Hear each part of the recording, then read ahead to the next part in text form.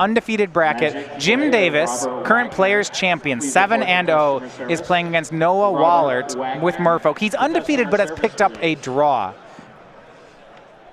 Okay. And so it looks like Aether Vial in play for Wallaert. That's definitely going to matter against this Jeskai deck.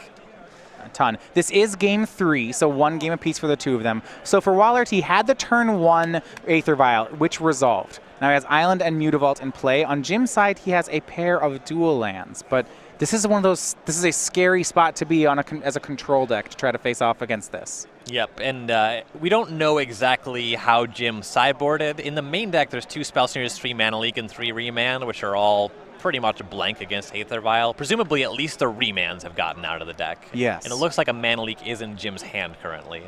So Jim plays land 3, it's Flooded Strand. We go back over to Noah. The Aether Vial ticks up to 2. Now it looks like he's debating whether or not to play a creature from his hand or just to play all of them through the Aether Vial. Yeah, he doesn't have the 1-2 punch of Vial plus Cavern of Souls. So that's just the really rude combo. Yeah, there is some play to the counter spells that Jim has available yet. So he will Vial in what looks to be Lord of Atlantis. Activate Mutavault. Now it is a 3/3 Island Walk Mutavault. And it will swing in. I think Lightning Bolts are going to start flying here, but for Jim, he's got 1 red mana source. See if he wants to fetch for a second. He will bolt the Lord of Atlantis, but that's going to be Spell Pierced.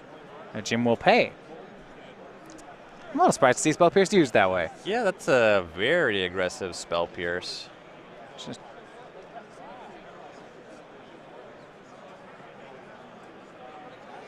Yeah, Jim gets a basic island and pays.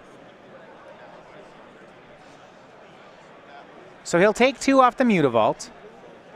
Drops to 16, 2 off fetch lands as well. Yeah. So one thing about this position, the chip shot from Mutavault, he gets in on this turn, but Merfolk is not a deck that really has very much reach.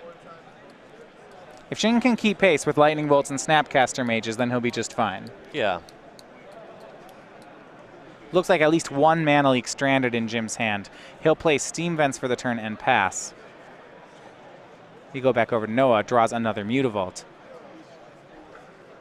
Still has a second Lord of Atlantis in hand, so there are options. He'll play Mutavault. Activate the first Mutavault. This is the one that can attack this turn. And swing. Mutavault is one of the better cards for the Merfolk deck in this matchup. It enables you to technically be ahead on spells. You don't have to cast them so that they're not interacting with counters. So it's good that he drew 2. Still pretty curious about that Spell Pierce, but a number of things are going well for Noah. At this stage, though, Jim is going to start casting a lot of removal spells. Well, what happened here is Noah vialed in that other Lord of Atlantis, and Jim plays Snapcaster Mage, flashing, giving Lightning Bolt flashback.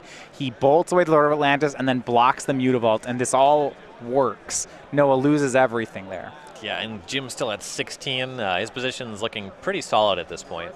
Still another Lightning Bolt in his hand. Vendilion Click as well. Noah will activate Mutavault and swing.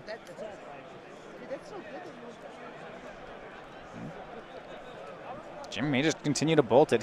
He has a Ghost Quarter that he played this turn, so we'll see whether or not he quarters or bolts. I kind of like just taking 2 and then figuring it out at the end step. I like this. He's going to play Vendilion Click. My guess is that Jim will actually target. It'll be interesting to see who he targets. He has a Mana Leak in his own hand. Yeah, he could wheel a Mana Leak. Or he could take a look at this grip of all lands. Island, Oboro, and 3rd Mutavault. That is great news for Jim Davis. Yeah, couldn't even wheel one of these if he wanted to. Vendilion Click only hits non-land cards.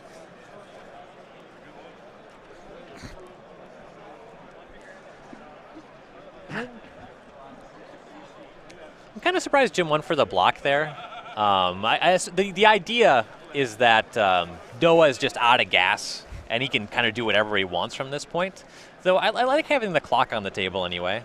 He does still have Celestial Colonnade, but I think I'm happier having Vendilion Click as opposed to not versus the Mutavault.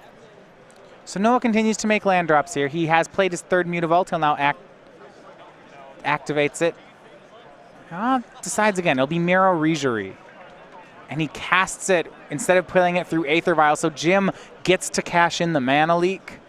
Yeah, that was the draw for the turn, so, Noah didn't have that information to take the Vial up to 3, cast it right away, and the Mana Leak was hanging out waiting.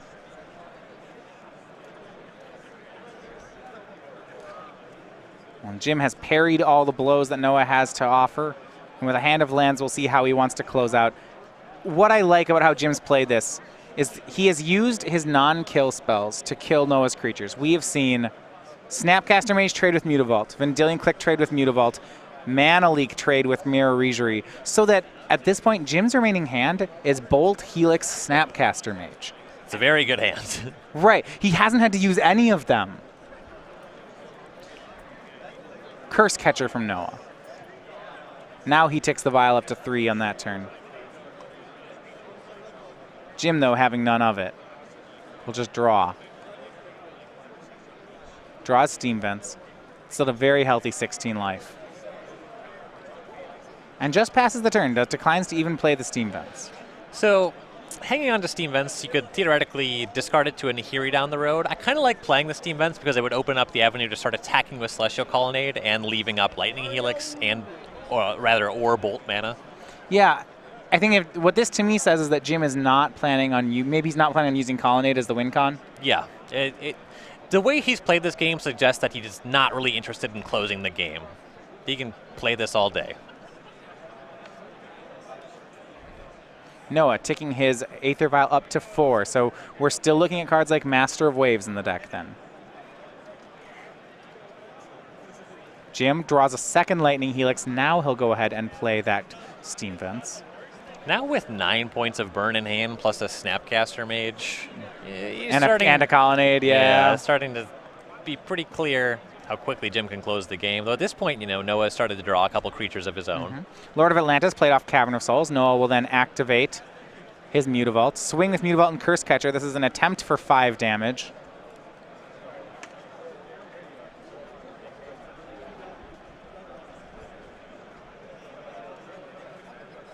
We'll see how Jim wants to counter. Lightning Bolt at Curse Catcher. Curse Catcher sacrifices.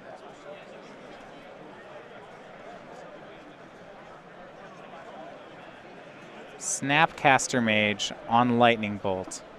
Bolt on Lord of Atlantis. Block on Mutavault. A full trade. Leaving Jim without threats, though, by cashing in that Snapcaster. You're right, he's still just not trying to win. And now, with no reason to leave the Ghost Quarter up because the Mutavault's off the table, Jim can start attacking with the Colonnade, leaving up Helix, and not really having to worry about anything. Yeah, there's actually only one Mutavault remaining in Noah's deck. Yep. And that's exactly what it'll do. Activate Colonnade. Swing for 4. Noah's at 16. Then he'll use the Colonnade to cast Serum Visions. Ladies and gentlemen, in the Modern Challenge, your next round pairings have been posted.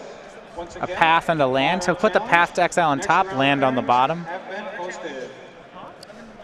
Yeah, and with that path, now Noah can't even draw Master of Waves to really even be playing Magic. Because Master of Waves has protection from red, so it was actually still an out for Noah.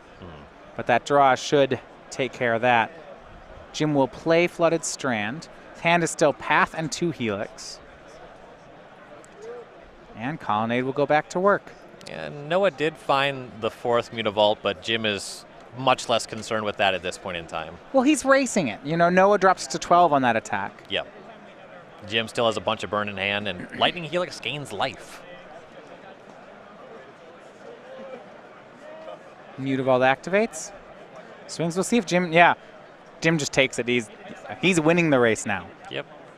Aether Vial Island in hand for Noah. Plays Island, passes turn. Jim will crack his fetch land, go to 13.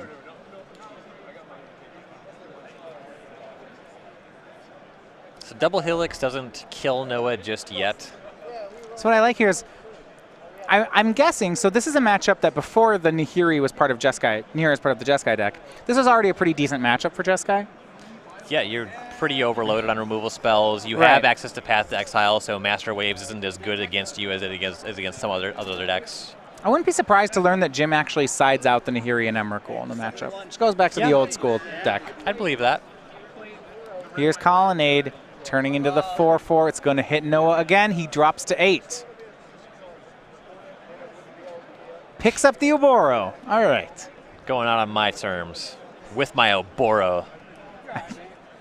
I'm taking that one with me. How Taking the game Oboro home. does Oboro tap when you pay a blue to bounce it, or could Jim ghost quarter it in response? It does not tap. Okay, you just pay a 1. So I can't like quarter it in response just to be rude. No. I'll bounce it. All right. Master of the Pearl Trident. It's the play. Jim is going to Lightning Helix Noah, then shows him I'm going to Helix you again, activate this Colonnade, and a shake of the hand. So for Noah Wallaert, it is his first loss. He goes to 6-1-1. It means that for next round, he will be faced with a win and in to make it into day 2. 6-2-1, not going to be a good enough record. Yep. But for